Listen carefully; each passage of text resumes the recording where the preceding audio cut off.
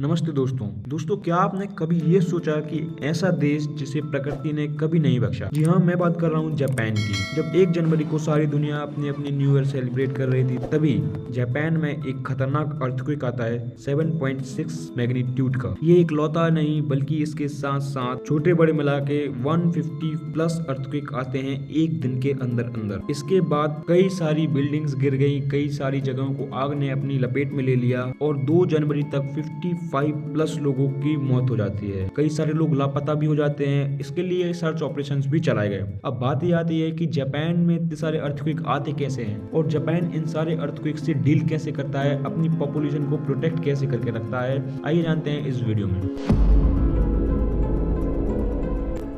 इस अर्थक्वेक को 2024 सी of Japan earthquake का नाम दिया गया। ये अर्थक्वेक जापान के नाटो पेनिनसुला रीजन में आया। दोस्तों, पेनिनसुला वो रीजन होता है जहाँ पे कोई एरिया पानी से तीनों तरफ से घिरा हुआ होता है। इस रीजन के वेस्ट में सी ऑफ जापान लोकेटेड है। जिस जगह पे ये अर्थक्वेक आया वहां से जापान की कैपिटल टोक्यो तक का डिस्टेंस लगभग 500 किलोमीटर है। टोक्यो तक इस अर्थक्वेक के झटकों को महसूस किया गया। अब बात ये आती है कि जापान में इतने सारे अर्थक्वेक आते कैसे हैं। अब जरा इस मैप पे नजर डालिए। इस वर्ल्ड मैप में टोटल 16 मेजर टेक्टोनिक प्लेट्स हैं। टेक्टोनिक प्लेट धरती की सबसे आउटर मोस्ट लेयर को कहा जाता है, जहाँ पे अर्थ के अंदर से जो हीट जनरेट होती है उससे जो कन्वेक्शन करंट निकलते हैं, जिससे ये प्लेट धीरे धीरे खिसकती रहती हैं और इन्हीं प्लेट के एक दूसरे से टकराने पे अर्थक्वेक्स आते हैं। जो देश इन प्लेट की बाउंड्री पर आते हैं वहां पर अक्सर अर्थक्वेक्स देखे जाते हैं और जापान जहाँ पर सिचुएटेड है वहां पर 4 अर्थक्वेक एक दूसरे से मिलती हैं। Pacific plate, Philippine plate, Eurasian plate, north American plate. इसी कारण जापान में इतने सारे अर्थक्वेक देखे जाते हैं। अब पैसिफिक प्लेट एक ऐसी प्लेट है जहां पर मैक्सिमम अर्थक्वेक्स या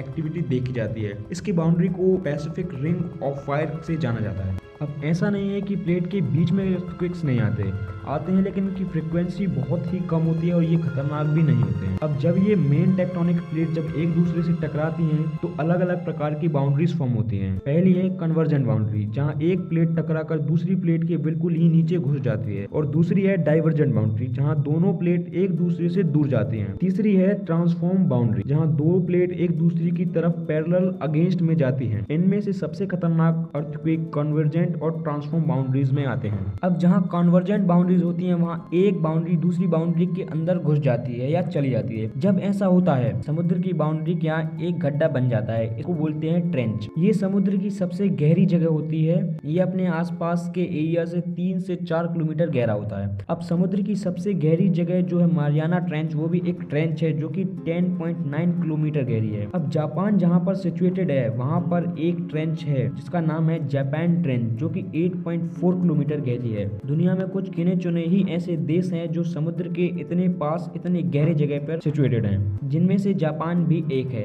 अब जो जापान ट्रेंच है उसके ऊपर से जाती है the imaginary ring of fire की बाउंड्री। इसी टेक्टोनिक प्लेट के मूवमेंट से जापान में इतने सारे अर्थक्वेक, भूकंप और सुनामीज आते रहते हैं। अब ये ट्रेंच के इतने करीब है कि सुनामी को बहुत कम डिस्टेंस ट्रेवल करना पड़ता है जापान के अंदर पहुंचने के लिए, और वार्निंग के लिए भी ज्यादा टाइम नहीं मिलता। अब इसी खतरनाक ज्योग्राफी के कारण जापान हमेशा डेंजर जोन में रहता है और इसीलिए जापान शायद सबसे आगे है इन सब डैमेजों को कंट्रोल करने में। जापान में जो भी बिल्डिंग्स और घर बनाए जाते हैं वो अर्थक्वेक स्टैंडर्ड को देखते हुए बनाए जाते हैं, जो कि 3 स्टैंडर्ड्स हैं। फर्स्ट है ताइशिन, जिसमें जो घर और बिल्डिंग्स हैं वो सबके बीम्स की थिकनेस फिक्स कर दी जाती है कि मिनिमम और मैक्सिमम इतनी थिकनेस रखनी है। सेकंड है शाइशिन स्टैंडर्ड, जिसमें जो बिल्डिंग्स हैं उनके फाउंडेशन में बड़े बड़े रबड़ के मैट्स लगाए जाते हैं, जिससे जो अर्थक्वेक के शॉक हैं उनको एब्जॉर्ब कर ले और बिल्डिंग को कोई भी डैमेज ना हो। थर्ड है मेंशिन स्टैंडर्ड, इसमें बिल्डिंग को जमीन से बिल्कुल ही आइसोलेटेड कर दिया जाता है। इसकी फाउंडेशन में लेड, स्टील एंड रबड़ की अलग अलग लेयर लगा दी जाती है, जिससे कि अर्थक्वेक आए तो बिल्डिंग को बिल्कुल भी अफेक्ट ना हो। जापान का famous tower sky tree tower जो है वो इसी स्टैंडर्ड से बनाया गया है। जब 2011 में खतरनाक अर्थक्वेक आया था तो इस टावर को एक भी खरोच नहीं आई। इसे पूरे शहर का सबसे सेफेस्ट और अर्थक्वेक रेजिस्टेंस बिल्डिंग मानी जाती है। आज का वीडियो यहीं तक।